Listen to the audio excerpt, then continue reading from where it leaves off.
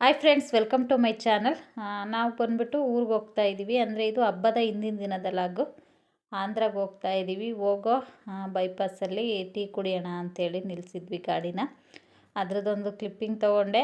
ಅಂದರೆ ಮಕ್ಕಳಿಗೆ exam oral ನಡೀತಾ ಇತ್ತು. ಮಂಡೆಯಿಂದ ಹಬ್ಬ ಆದ ನಂತರ ರೈಟಿಂಗ್ ಇತ್ತು.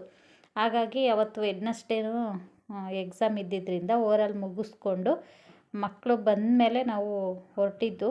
ಮಕ್ಕಳು ಬರೋ ಅಷ್ಟರಲ್ಲಿ 3:30 ಏನೋ ಆಯಿತು. 4 o'clockಗೆ ಹೊರಟ್ವಿ ನಾವು. ಅಂದರೆ ಸಂಜೆ ಹೊರಟ್ವಲ್ವ, ಹಾಗಾಗಿ ಲೇಟ್ ಆಗಿಬಿಡ್ತು ಊರಿಗೆ ಹೋಗೋದು. ಈಗ ಇನ್ನೇನು ಹತ್ರದಲ್ಲೇ ಇದ್ದೀವಿ. ಏನೊಂದು 25 ಕಿಲೋಮೀಟರ್ಸ್ ಇತ್ತು ಅಷ್ಟೇ. ಹಾಗಾಗಿ ಸ್ವಲ್ಪ ಕಾಫಿ ಕುಡಿದು ಮೈಂಡ್ ಫ್ರೆಶ್ ಮಾಡ್ಕೊಂಡು ಹೋಗೋಣ ಅಂಥೇಳಿ ಕಾಫಿಗೆ ನಿಲ್ಲಿಸಿದ್ವಿ. ಇನ್ನು ಕಾಫಿ ಕುಡಿದು ಮತ್ತೆ ಜರ್ನಿನ ಕಂಟಿನ್ಯೂ ಮಾಡಿದ್ವಿ. ನೋಡಿ, ಫುಲ್ ಆಲೇ 8 o'clock ಆಗಿತ್ತು, 8 ಗಂಟೆ ಆಗಿತ್ತು. ಹಾಗಾಗಿ ಫುಲ್ಲು ಕತ್ತಲೆ, ಹಳ್ಳಿ ರೂಟ್ ಬೇರೆನಾ, ಹಾಗಾಗಿ ಒಂದು ಸ್ವಲ್ಪ ಭಯ ಅನ್ನಿಸ್ತಾ ಇತ್ತು. ಅಂದರೆ ಜಾಸ್ತಿ ಹೋಗೋದಿಲ್ಲ ನಾವು ಇಲ್ಲಿಗೆ.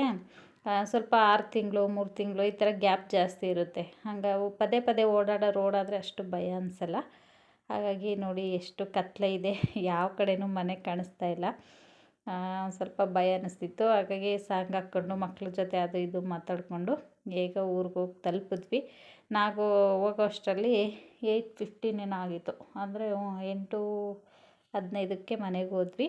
ಹೋದ್ಮೇಲೆ ಊಟ ಮಾಡಿಕೊಂಡು ಸ್ವಲ್ಪ ಇದು ಹಬ್ಬಕ್ಕೆ ಎಲ್ಲ ಪ್ರಿಪ್ರೇಷನ್ ಮಾಡಿಕೊಂಡು, ಅಂದರೆ ಅಡುಗೆಗೆ ಏನೇನು ಬೇಕೋ ಕಾಳುಗಳನ್ನೆಲ್ಲ ಹಾಕೋದು ಇರ್ಬೋದು, ಅಥವಾ ಬೆಳ್ಳುಳ್ಳಿ ಎಲ್ಲ ಸುಲಿದಿಟ್ಟು, ಆಮೇಲೆ ಸ್ವಲ್ಪ ಕೊಬ್ಬರಿ ತುರಿನೆಲ್ಲ ತುರಿದಿಟ್ಟು ಮಲ್ಕೊಂಡ್ವಿ.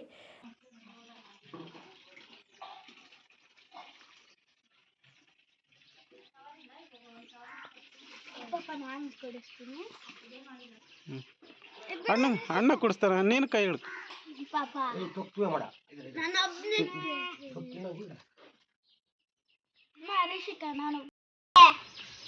ಮ್ಯಾಕೆ ಎತ್ತಚ್ಚಿ ನೀನು.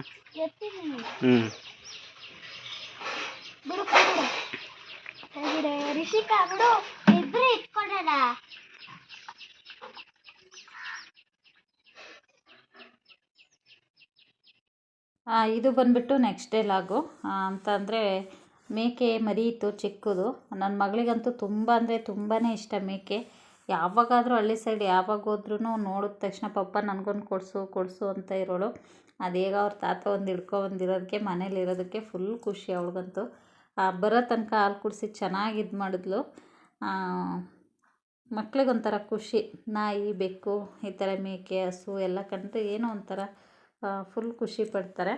ಹಾಗಾಗಿ ಅದ್ರ ಜೊತೆ ಚೆನ್ನಾಗಿ ಆಟಾಡ್ಕೊಂಡು ಟೈಮ್ ಪಾಸ್ ಮಾಡಿಕೊಂಡ್ಳು. ಇನ್ನು ಅವ್ರು ಕುಡ್ದೇ ಇಲ್ಲ ಹಾಲು. ಬೆಳಗ್ಗೆ ಎದ್ದ ತಕ್ಷಣ ಅದಕ್ಕೆ ಹಾಲು ಕುಡಿಸ್ತಾಯಿದ್ರು. ಇನ್ನು ಹಬ್ಬ ಅಂದಮೇಲೆ, ಯುಗಾದಿ ಹಬ್ಬ ಅಂದಮೇಲೆ ಮಾವಿನ ಸೊಪ್ಪು ಬೇವಿನ ಸೊಪ್ಪು ಇರಲೇಬೇಕಲ್ವ. ನೋಡಿ ಎಷ್ಟು ಫ್ರೆಶ್ ಆಗಿದೆ, ಹೂವು ಎಷ್ಟೊಂದಿದೆ ಅಂತೇಳಿ. ಅಲ್ಲಿ ಬೆಂಗಳೂರಲ್ಲಾದರೆ ಈ ಥರ ಸಿಗೋದಿಲ್ಲ ಫ್ರೆಶ್ ಆಗಿರೋ ಅಂಥದ್ದು. ಅಂದರೆ ಎಲ್ಲ ಬಾಡ್ದಂಗೆ ಆಗಿರುತ್ತೆ ಎಲೆ, ಹೂವು ಎಲ್ಲ ಅಲೆ ಆಲ್ಮೋಸ್ಟ್ ಎಲ್ಲ ಉದುರೋಗಿರುತ್ತೆ. ತುಂಬ ಕಮ್ಮಿ ಫ್ರೆಶ್ ಆಗಿರೋವಂಥದ್ದು ಸಿಗೋದು. ಹಳ್ಳಿ ಸೈಡ್ ನೋಡಿ ಎಷ್ಟು ಫ್ರೆಶ್ ಆಗಿದೆ. ಅದನ್ನು ಕಿತ್ಕೊಂಡು ಹಾಗೆ ಸ್ವಲ್ಪ ಹಸಿ ಕಡಲೆಕಾಯಿನೂ ಕಿತ್ಕೊಬಂದಿದ್ರು. ನಮ್ಮ ಮಾವ ಮಕ್ಕಳಿದಾರಲ್ವ ತಿಂತಾರೆ ಅಂಥೇಳಿ ಅದನ್ನು ನೀರಲ್ಲಿ ನೆನೆ ಹಾಕಿದ್ದಾರೆ, ಮಣ್ಣೆಲ್ಲ ಬಿಟ್ಕೊಡ್ಲಿ ಅಂತ. ಅದ್ರ ಸೊಪ್ಪೆಲ್ಲ ಇಲ್ಲಿ ಮರಿಗೆ ಹಾಕಿದ್ದಾರೆ. ಇದೊಂದು ಎರಡೇ ಇರೋದು, ಚಿಕ್ಕದೊಂದು, ಅದೊಂದಷ್ಟೇ. ಅದ್ರ ಜೊತೆ ಆಟಾಡ್ಕೊಂಡು ಮಕ್ಕಳು ಚೆನ್ನಾಗೆ ಟೈಮ್ ಪಾಸ್ ಮಾಡ್ತಾಯಿದ್ರು. ಇನ್ನು ನಮ್ಮ ಅತ್ತೆ ಅದ್ರದ್ದು ಹೂವೆಲ್ಲ ಬೇವಿಂದು ಹೂವು ಕಿತ್ಕೊಳ್ತಾ ಇದ್ದಾರೆ. ಅಂದರೆ ಬೇವು ಬೆಲ್ಲ ಮಾಡೋದಕ್ಕೆ ಬೇವಿನ ಸೊಪ್ಪು ಹಾಕೋದಿಲ್ಲ, ಇದ್ರ ಹೂವು ಹಾಕಿ ಮಾಡೋವಂಥದ್ದು ನಾವು. ಸುಮ್ಮನೆ ಮೇಲಿಡ್ತೀವಿ ಅಷ್ಟೇ.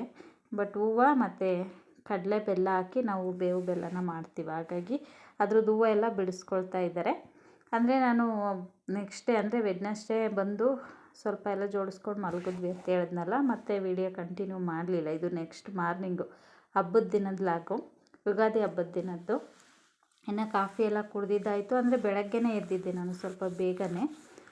4 ಗಂಟೆಗೆ ಎದ್ದು ಸ್ನಾನ ಮಾಡಿ, ನಾವು ಇವಾಗಲೇ ಹಿರಿಯರ ಪೂಜೆ ಎಲ್ಲ ಮಾಡೋದು. ಹಾಗಾಗಿ ಮಾರ್ನಿಂಗೇ 4 ಗಂಟೆಗೆ ಎದ್ದು ಅಡುಗೆ ಪ್ರಿಪ್ರೇಷನ್ ಆಲ್ಮೋಸ್ಟ್ ಎಲ್ಲ ಮುಗಿದಿದೆ. ಕರ್ಗಡೆ ಬಂದು ಮಾಡಬೇಕು. ವರ್ಷ ಯುಗಾದಿ ಅಂದಮೇಲೆ ಒಬ್ಬಟ್ಟೇನೆ ಮಾಡೋದು, ಕರ್ಗಡೆ ಬೆಲ್ಲ ಮಾಡಲ್ಲ. ಬಟ್ ಈ ಸಲ ನಮ್ಮ ಅತ್ತೆ ಮಿಸ್ ಆಗಿ ಮೈದಾ ಬದಲು ಗೋಧಿ ಹಿಟ್ಟು ತೊಗೊಂಡಿದ್ರು. ಬಟ್ ನನಗೆ ಗೋಧಿ ಹಿಟ್ಟಲ್ಲಿ ಅಷ್ಟಾಗಿ ಮಾಡೋದಕ್ಕೆ ಬರಲ್ಲ ಒಬ್ಬಟ್ಟು. ಹಾಗಾಗಿ ಮೈದಾ ಮತ್ತು ಆಗಲಿಲ್ಲ. ಸುಮ್ಮನೆ ಇದೆಯಾ ನೋಡ್ಕೊಂಡು.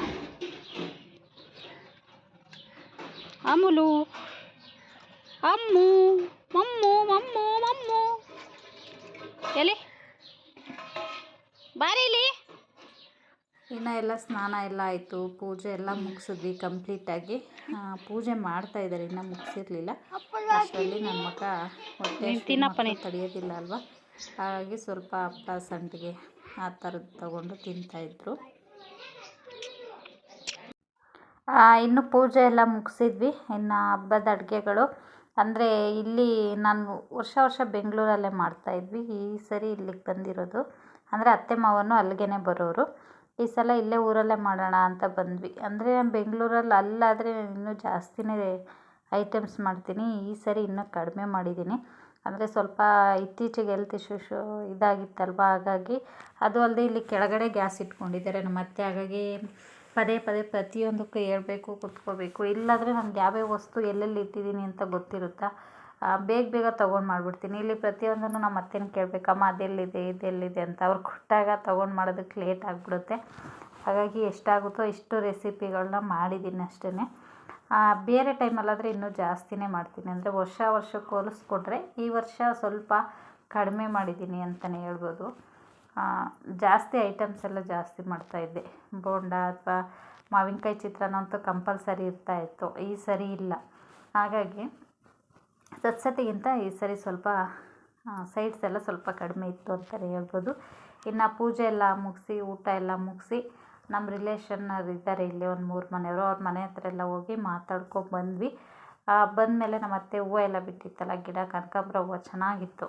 ಹಾಗಾಗಿ ಸ್ವಲ್ಪ ಹೂವು ಎಲ್ಲ ಬಿಡಿಸ್ಬಿಟ್ಟು ಕಟ್ಕೊಡ್ತೀನಿ, ಮುಡ್ಕೊಳ್ರಮ್ಮ ಅಂತೇಳಿ ಹೂವು ಬಿಡಿಸ್ಕೊಳ್ತಾ ಇದ್ದಾರೆ. ನನ್ನ ಮಗಳೂ ಹೆಲ್ಪ್ ಮಾಡ್ತಾಯಿದ್ದಾಳೆ ಹೂವು ಕೀಳೋದಕ್ಕೆ.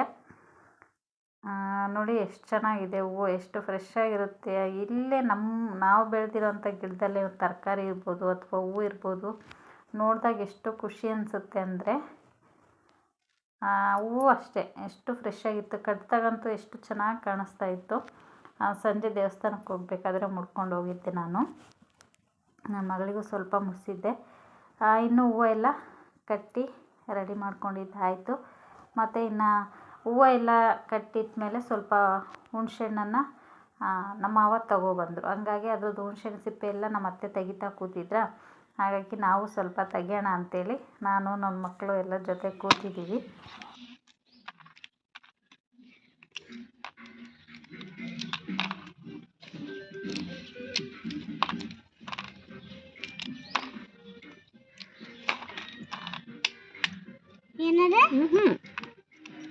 ಹಿಂಗೆ ಹಿಡ್ಕೊ, ಇದೊಂದು ತೆಗಿ, ಅದು ಕಿತ್ತಾಕ್ಬೇಡ, ಇಲ್ಲಿದ್ದಕ್ಕಿಲ್ಲ ಅಂದರೆ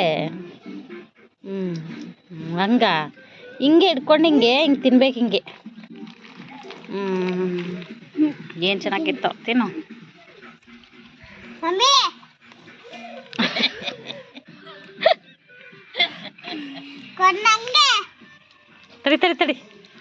ತಡಿ ಚಿನ್ನಿ, ತಡಿ ಅಮ್ಮ, ನೀನು ತಿನ್ಬೇಡ.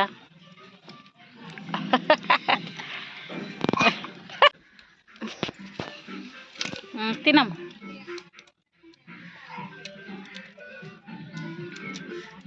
ತಿನ್ನು. ಮುಖದ ಎಕ್ಸ್ಪ್ರೆಷನ್ ಚೇಂಜ್ ಆಗಂಗಿಲ್ಲ.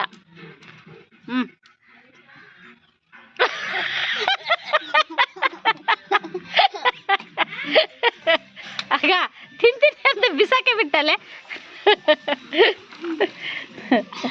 ತಿಂತಾರಂತೆ. ಇನ್ನು ನನ್ನ ಮಗಳು ಹುಣಸೆಹಣ್ಣ ನನ್ನ ಮಗ ತಿನ್ನಕ್ಕೆ ಹುಳಿ ಅಂತ ಇದು ಮಾಡ್ತಾ ಇದ್ನಲ್ವ, ನಾನು ಹಾಗೆ ತಿಂತೀನಿ ಮಮ್ಮಿ, ನಾನು ಏನು ಮಾಡಲ್ಲ, ಎಷ್ಟು ಚೆನ್ನಾಗಿರುತ್ತೆ, ಅದು ತಿನ್ನೋದು ಎಷ್ಟು ಈಸಿ, ಹಂಗೆ ಹಿಂಗೆ ಅಂತ ಹೇಳಿದ್ಲು. ಅದಕ್ಕೆ ತಿನ್ನೋ ಮುಖದ ಎಕ್ಸ್ಪ್ರೆಷನ್ ಚೇಂಜ್ ಆಗಂಗಿಲ್ಲ ಅಂದರೆ ತಿಂತೀನಿ ಸೂಪರಾಗಿರುತ್ತೆ ಅಂತೇಳಿ. ನೀವೇ ನೋಡಿದ್ರೆ ಅವಳ ಎಕ್ಸ್ಪ್ರೆಷನ್ ಹೇಗಿತ್ತು ಅಂತ. ಹುಣಸೆಹಣ್ಣು ಅಷ್ಟೇ, ಅಂದರೆ ಸ್ವೀಟ್ ಇರಲಿಲ್ಲ, ಸ್ವಲ್ಪ ಹುಳಿ ಇರುತ್ತೆ. ಹುಣಸೆಹಣ್ಣನ ಮೇಲೆ ಹುಳಿನೇ, ಬಟ್ ಒಂದೊಂದು ಚಿಕ್ಕದಾಗಿರೋವಂಥದ್ದು ಒಂದು ಸ್ವಲ್ಪ ತುಂಬ ಸ್ವೀಟ್ ಇರುತ್ತೆ ಒಂದೊಂದು ಮರದಲ್ಲಿ. ಇದು ಸ್ವಲ್ಪ ಜಾಸ್ತಿನೇ ಹುಳಿ ಇತ್ತು ಅಂತ ಹೇಳ್ಬೋದು. ಆದರೂ ಹುಣಸೆಹಣ್ಣು ನೋಡಿದ್ರೆ ಒಂಥರ ಬಾಯಲ್ಲಿ ನೀರು ಬರ್ತಾಯಿತ್ತು. ಇನ್ನು ಹುಣಸೆಹಣ್ಣೆಲ್ಲ ಅದು ಸ್ವಲ್ಪ ಸಿಪ್ಪೆ ಎಲ್ಲ ತೆಗೆದೆತ್ತಿಟ್ಟು ಇನ್ನು ದೇವಸ್ಥಾನಕ್ಕೆ ಹೋಗಿ ಬರೋಣ ಅಂತೇಳಿ ಹೊರಟಿದ್ದೀವಿ. ದೇವಸ್ಥಾನಕ್ಕೆ ಹೋಗ್ಬೇಕಾದ್ರೆ ಸ್ವಲ್ಪ ಅದು ಅಷ್ಟೇ ಊರಿಂದ ಸ್ವಲ್ಪ ದೂರದಲ್ಲಿದೆ, ಅಂದರೆ ಕಾಡಲ್ಲಿದೆ ಇದು ದೇವಸ್ಥಾನ. ಹಾಗಾಗಿ ಸಂಜೆ ಹೊರಟ್ವಿ ಹೋಗಿ ಬರೋಣ ಅಂಥೇಳಿ ಮನೇಲೆಲ್ಲ ಕಸ ಎಲ್ಲ ಹೊಡೆದ್ಬಿಟ್ಟು ಮನೇಲಿ ದೀಪ ಹಚ್ಚಿ ಈಗ ದೇವಸ್ಥಾನಕ್ಕೆ ಹೋಗಿ ಬರೋಣ ಅಂತ ಹೊರಟಿದ್ದೀವಿ. ನೋಡಿ ಎಷ್ಟು ಚೆನ್ನಾಗಿದೆ ನೇಚರ್ ಅಂಥೇಳಿ. ಅಂದರೆ ಇಲ್ಲಿ ಈ ಥರನೇ ಇರೋವಂಥದ್ದು ಇಲ್ಲಿ. ಇನ್ನೇನು ಆಲ್ಮೋಸ್ಟ್ ದೇವಸ್ಥಾನದ ಹತ್ರ ಬಂದ್ವಿ. ಅವೇನು ಕಾಯಿ ಹಂಗೆ ಹಾಕಿದಾರಲ್ಲ,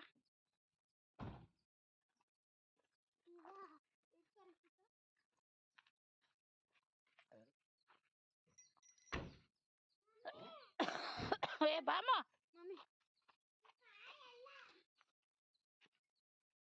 ಬಾ ಬರ್ರಿ ಅವೆಲ್ಲ ಮುಟ್ಬಾರ್ದು, ಬರ್ರಿ ಹಿಂಗೆ ಬಾ. ಇದ್ರ ಮೇಲೆ ಹಾಕಿದ್ದಾನ. ಇದೇ ನೋಡಿ ದೇವಸ್ಥಾನ. ಅಂದರೆ ನಾವು ಬರೋ ಅಷ್ಟರಲ್ಲಿ ಸ್ವಲ್ಪ ಲೇಟೇ ಆಗಿಬಿಡ್ತು. 6:15 6:30 ಆಗೋಯ್ತು. ಮನೆಗೆ ಹೋಗೋ ಅಷ್ಟರಲ್ಲಿ ಮತ್ತೆ ಲೇಟ್ ಆಗಿಬಿಡ್ತು. ಅಂದರೆ ಇಲ್ಲಿ ಸುತ್ತಮುತ್ತ ಮನೆ ಅಂತ ಯಾವುದೂ ಇಲ್ಲ. ನಮ್ಮ ಹೊಲ ಇರೋದು ಇಲ್ಲೇ. ನಾನು ಸ್ವಲ್ಪ ಬೇಗ ಹೋಗ್ಬಿಟ್ಟು ನಮ್ಮ ಹೊಲ ಎಲ್ಲ ತೋರಿಸ್ಬೇಕು ಅಂದ್ಕೊಂಡೆ. ಬಟ್ ಲೇಟ್ ಆಗಿಬಿಡ್ತಲ್ಲ, ಹಾಗಾಗಿ ಹೊಲ್ದ ಹತ್ರ ಎಲ್ಲ ಏನೂ ಹೋಗಲಿಲ್ಲ. ಹಂಗೇ ಮನೆಗೆ ಹೋಗ್ಬಿಟ್ವಿ. ಲೇಟ್ ಆಯಿತು. ಅಂದರೆ ಬೇರೆ ಸಮಸ್ಯೆ ಏನಿಲ್ಲ, ಬೇರೆ ಹಂದಿ ಆ ಥರದ್ದು ಏನಾದರೂ ಕರಡಿ ಈ ಥರದವು ಬರ್ತವೆ ಅಂತ ಹೇಳಿ ಅಷ್ಟೇ. ಇನ್ನು ಇದೇ ನೋಡಿ ದೇವಸ್ಥಾನ. ಇದು ಲಾಸ್ಟ್ ಇಯರು ನಾನು ಜಾತ್ರೆದು ಹಾಕಿದ್ದೆ. ಇಲ್ಲಿ ಜಾತ್ರೆ ಮಾಡ್ತಾರೆ ಏಪ್ರಿಲ್ ತಿಂಗಳಲ್ಲಿ, ತುಂಬ ಚೆನ್ನಾಗಿ ಗ್ರ್ಯಾಂಡಾಗಿ ಮಾಡ್ತಾರೆ. ಇನ್ನು ದೇವಸ್ಥಾನಕ್ಕೆ ಬಂದು ಪೂಜೆ ಎಲ್ಲ ಮುಗಿಸ್ಕೊಂಡು ಮನೆಗೆ ಹೋದ್ವಿ. ಇದಾಗಿತ್ತು ಫ್ರೆಂಡ್ಸ್ ಇವತ್ತಿನ ವಿಡಿಯೋ. ಈ ವಿಡಿಯೋ ಏನಾದರೂ ನಿಮ್ಗೆ ಇಷ್ಟ ಆಗಿದ್ದರೆ ಪ್ಲೀಸ್ ಲೈಕ್ ಮಾಡಿ, ಕಮೆಂಟ್ ಮಾಡಿ, ಹಾಗೆ ಶೇರ್ ಮಾಡಿ. ಇನ್ನೂ ಯಾರೆಲ್ಲ ನನ್ನ ಚಾನಲ್ನ ಸಬ್ಸ್ಕ್ರೈಬ್ ಮಾಡ್ಕೊಳ್ದೆ ನೋಡ್ತಾ ಇದ್ದೀರಾ, ಪ್ಲೀಸ್ ಸಬ್ಸ್ಕ್ರೈಬ್ ಮಾಡ್ಕೊಂಡು ನೋಡಿ ಫ್ರೆಂಡ್ಸ್, ಹಾಗೆ ಸಪೋರ್ಟ್ ಮಾಡಿ ಅಂತ ಹೇಳ್ತಾ ಈ ವಿಡಿಯೋನ ಇಲ್ಲಿಗೆ ಎಂಡ್ ಮಾಡ್ತಾಯಿದ್ದೀನಿ. ಮತ್ತೆ ಸಿಗ್ತೀನಿ ನೆಕ್ಸ್ಟ್ ವಿಡಿಯೋದಲ್ಲಿ. ಅಲ್ಲಿ ತನಕ ವಿಡಿಯೋ ನೋಡಿದ ನಿಮ್ಮೆಲ್ಲರಿಗೂ ಧನ್ಯವಾದಗಳು.